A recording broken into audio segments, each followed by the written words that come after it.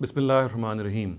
Dear viewers, in the previous sessions of this topic, we have been discussing the codices attributed to Abdullah ibn Masud and to Ubayy ibn Kaab, the two very respected and honored companions of the Prophet Muhammad sallallahu alaihi wasallam. We have discussed in detail the different rearranged codex of Ubayy ibn Kaab in the previous sessions, and we have seen both the questions which arise on its text as well as on its chain of narration. Today, inshallah, we'll take a look at the codex which is ascribed to Abdullah ibn Masud, and I have already disclosed this before you that there are two primary sources in this regard which narrate this differently arranged codex of Abdullah ibn Masud. One of them is the Al-Fahrist of Ibn Nadim, and the other one is Al-Itqan of Suyuti. While the first of these, or the Fahrist of Ibn Nadim, describes or seemingly describes an eyewitness account, Al-Itqan merely records a narrative in which a differently arranged codex of Abdullah ibn Masud is depicted. However, before I start off with Abdullah ibn Masud's codex and the way and the various questions which arise on it, let me also first complete the information and picture regarding his codex vis-a-vis some of the additional information which is provided to us by various authorities, and foremost among them is Ibn Nadim himself, because after he has narrated this differently arranged codex, he has also made some comments on them, and I think that it's absolutely in place to take a look at what he has said after he has recorded this arrangement. So the first thing that he says is that there are a total of 110 surahs in the mushaf. So this is the first point that he makes once he completes the differently recorded arrangement, and as you would recall, this is the one in which Fazl ibn Shazan is supposed to have narrated an eyewitness account. Now, the second point which Ibn Nadim makes is that according to another report, Surah Tur precedes Surah Zariyat. So this is another report which he does not mention in detail, but he says that in this particular report, Surah Tur precedes Surah Zariyat. The third point that he makes is that Abu Shazan reports from Ibn Sirin that Ibn Masud would neither write the Mu'awwizatayn nor Surah Fatiha in his mushaf. So here is another report regarding that. And the fourth point that he makes is that Al-Fazl has reported from his chain from Armash that in the reading of Abdullah, it was Ham Mim Sin Qaf. So the name of Surah Shura, it was not Ham Mim Ain Sin Qaf the way it is generally known, but he says that in this particular chain of narration, the name written was Ham Mim and Ham Mim Sin Qaf. So the Ain was missing. The fifth point that he makes is that he himself says that I have seen many Masahif which their scribes attribute to Ibn Masud, but no two Masahif agree with one another. And then he says that I have seen a Musaf which was written about 200 years earlier in which Surah Fatiha was written. So in the previous point, the claim has been made that he would not write, this was made on the authority of Ibn Sirin, that he would not regard Surah Fatiha to be part of the Quran. But here he says that he has seen a Musaf which was written about 200s prior to his era, in which Surah Fatiha was actually written. And the fifth point that he narrates is that he says that the following surahs are recorded with variations from the standard ones respectively. So Ibn Nadim is actually giving us some variants of some of the surahs which we know in a different shape and different structure and construction.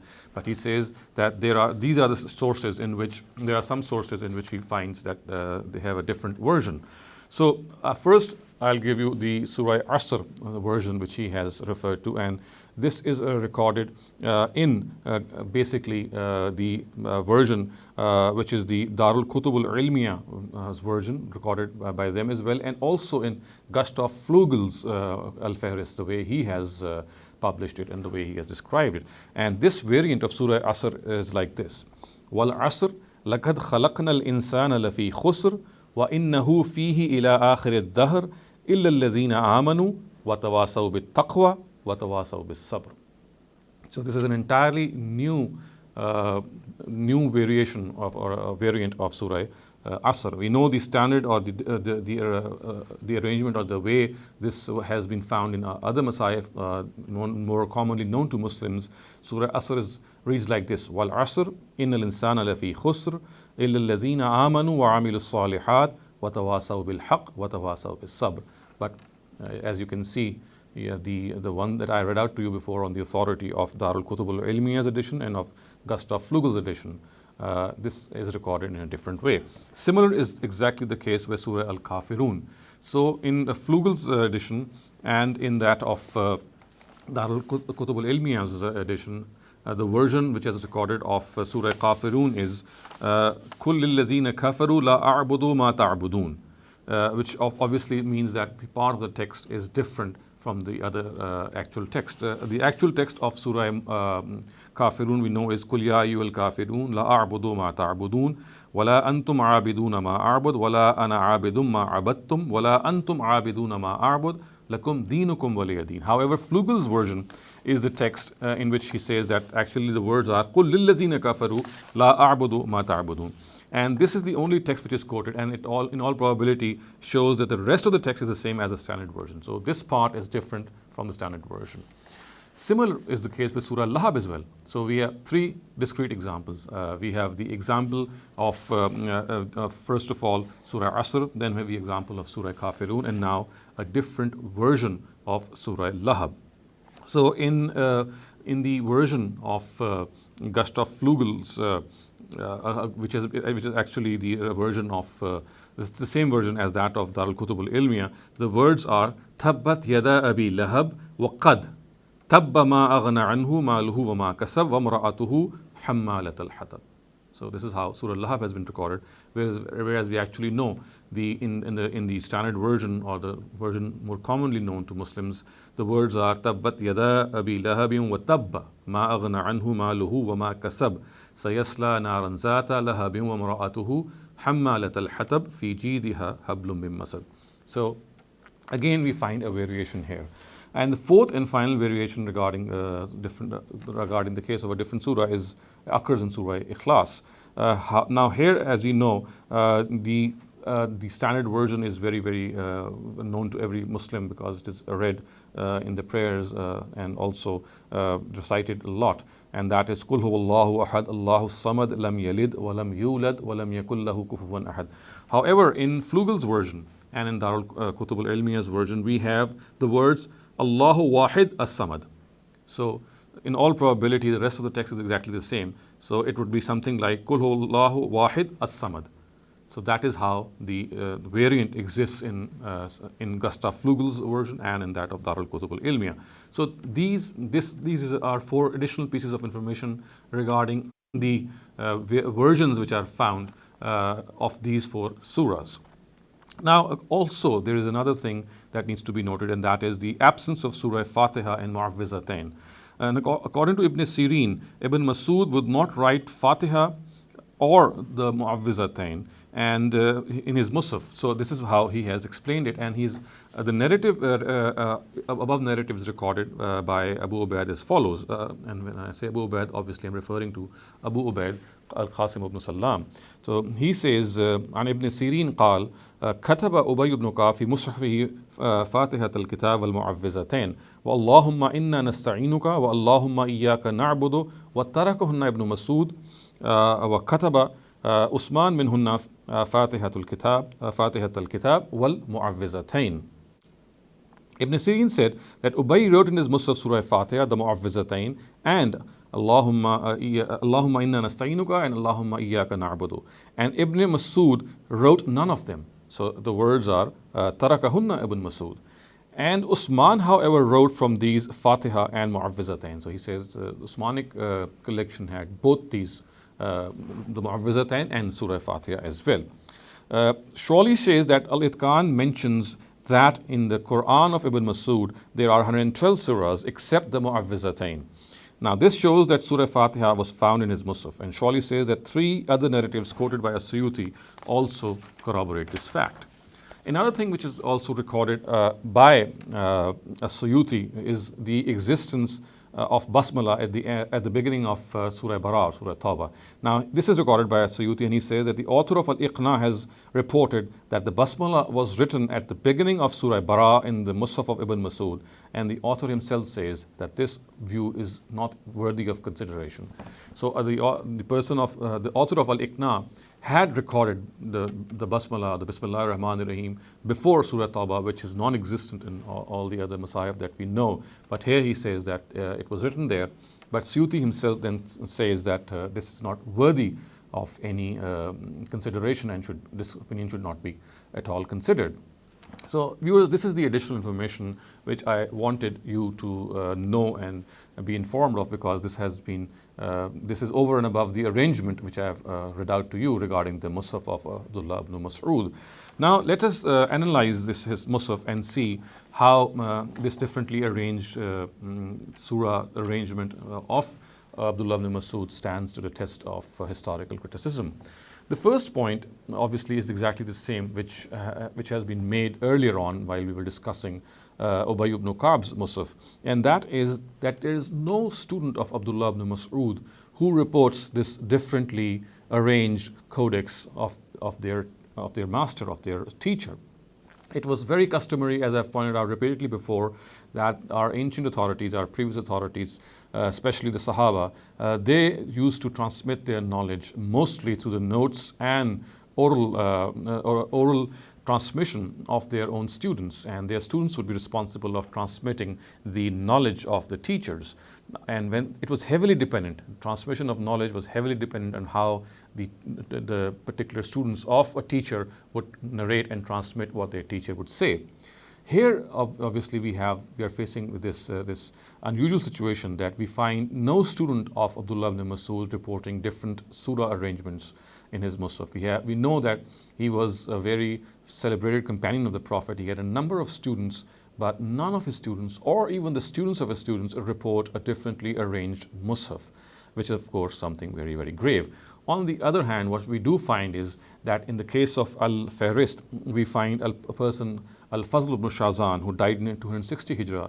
He is the person who reports an eyewitness codex attributed to Abdullah ibn Masud. And in the case of Al-Itqan, we find that Jarir ibn Abdul Hamid, he is the person who died in 188 Hijrah, and he reports this list for the first time as recorded by Al-Itqan. So you can see, viewers, that there are almost 100 years. We know that Abdullah ibn Masud died in the mid-30s, and we find that the first person who reports this differently arranged mushaf to have died in 188 Hijrah, and he is Jarir ibn Abdul Hamid. So almost a century, or more than a century, elapsed between these two persons. So this is obviously a strange thing, that why is that this report has surfaced after such a long time, and none of the immediate students of Abdullah ibn Masud reported a differently arranged codex. The second thing which we need to understand is that two lists had been displayed before you in one of the previous lectures, in which we had seen how Abdullah ibn Masud's differently arranged codex has been reported. So there is one which recorded by Al-Fahrist, and the other one is recorded in Al-Itqan. Now, after the first 11 entries, these lists do not correspond with one another. So they are reporting the same codex from the same person, Abdullah ibn Masud, but in the first 11 entries, they report the same arrangement of the surahs. But after those first 11 entries, we find that they diverge, and there is no commonality later on between these differently arranged surah sets.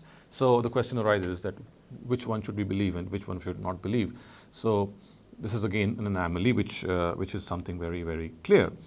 And the third thing is that I have just pointed out that at the end of the text of Al-Fahrist, it is said that the number of surahs which exist in this is 110. Whilst when we actually count the surahs, they come out to be 105. And this anomaly has been pointed out by Arthur Jeffrey as well, that how come that when the text at the end of Al-Fahrist, when we read it, it says that there are a total of 110 surahs, but when we actually count them, they come out to be 105. Obviously pointing out the defective nature of these lists. Ibn Nadim has also pointed out, as I said earlier, that he has seen many Masahif which are attributed to Abdullah ibn Masud, but no two of them agreed. So this is another point of critique, and so this is the fourth point, that there are so many Masahif attributed to Abdullah ibn Masud, but we find none of them Actually, he has reported that he did not find any two of them agreeing with one another. And he has also said that the Basmala verse, this is actually said by Suyuti, that as far as the non-existence of, or the existence of Basmala verse is concerned, this is something which should not even be considered. So this is a fifth point of criticism, that we should not even consider that. Now, as far as the absence of the Mu'awwizatain is concerned, which is obviously a grave matter, I have devoted a separate topic to this whole issue, and we shall discuss this once we finish this topic today, and we shall take up this topic separately in the next sessions, vis-a-vis the fact that Abdullah ibn Masud did not regard the Mu'awwizatain to be part of the Quran. So we will take it up later on.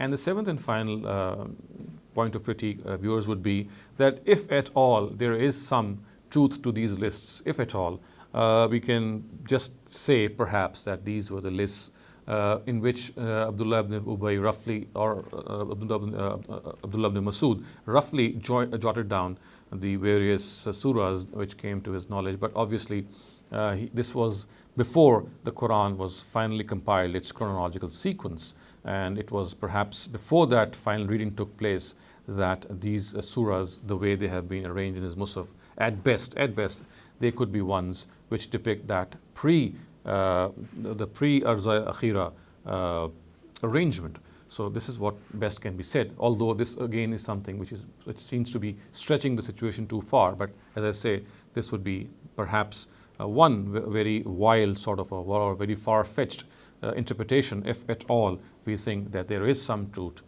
to these arrangements.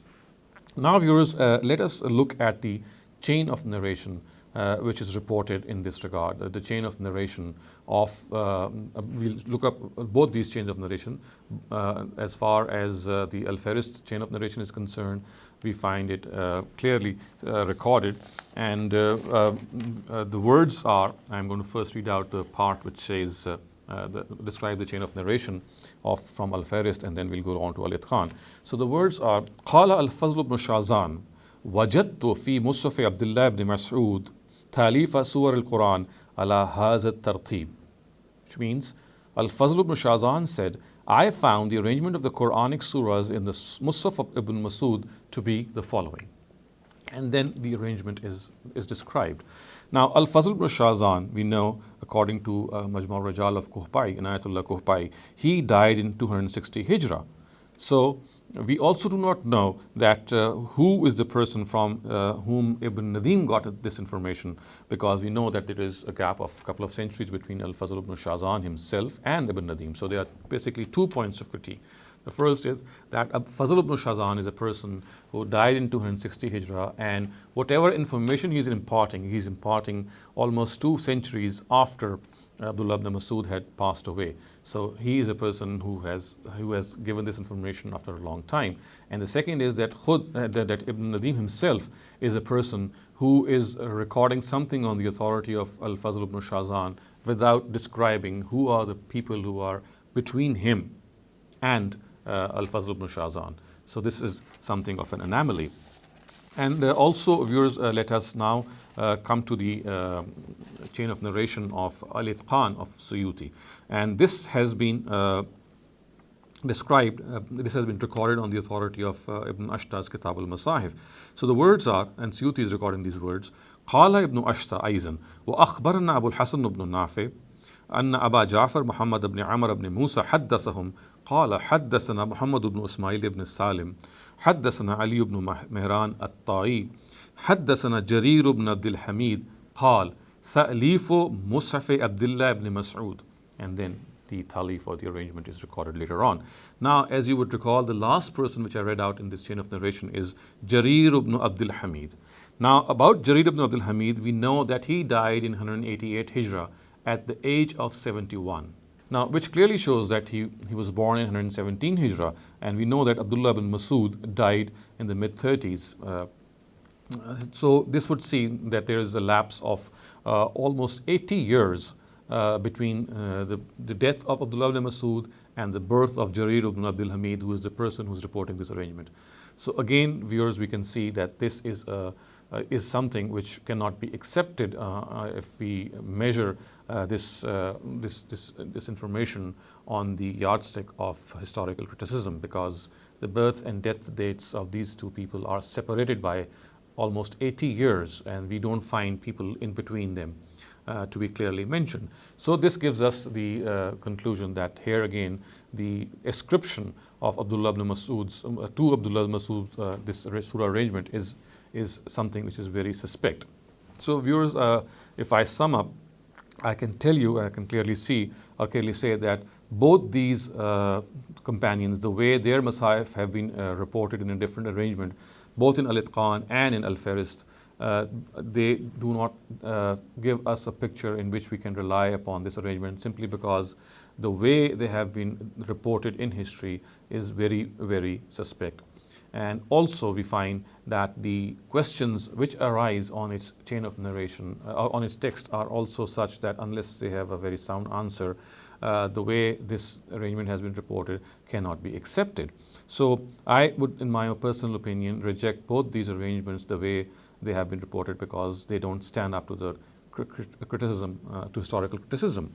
So this is as far as this topic is primarily concerned. However, viewers, before I close up, I would also like to point out one small thing which most of you can skip if you want to. For all practical purposes, we have finished the topic, but as a sort of appendix, I would like to point this out also to you, that are two very, very worthy researchers of the past. One of them is Nordicke and his student and disciple Frederick Schwally. He and the other one is Arthur Jeffrey. Both these people and celebrated authorities have cited these lists from Al-Farist and from Al-Itqan. But it is strange to me that people of such stature have faltered in actually just citing these lists the way they have been reported in these original sources. So these original sources which are before us and which were before them, they still exist. But while copying out from these sources, they have made some errors which to me are inexplicable. And I have written a detailed sort of a monograph on that, an article on that. But I'm not going to go into details and present all the details. I'm just going to content myself with giving one example each from both Al-Farist and from both Schwally and from both Jeffrey, how they have misquoted, I would say, or there has to be, if there is some other explanation, I would welcome it. But it seems that it's a case of misquotation or misinterpretation of the lists of both these authorities. So viewers, let me start off by pointing out one mistake which Schwally has made while copying out from the list of Itqan vis-a-vis Ubayy ibn Kaab's mushaf. As I said, there are several mistakes, but I'm just pointing out one of them. As you can see in the screen before you, the list in Arabic displays the actual list which is found in Al-Itqan, and the one below it, the list below it, is the one which Schwally has actually copied out, and the numbering given here are the number or the name of the surahs, or the number of the surahs as it is found in the Usmani Codex. So in the Arabic we find the words Summa al-Fath. I'm just narrating before you the relevant part.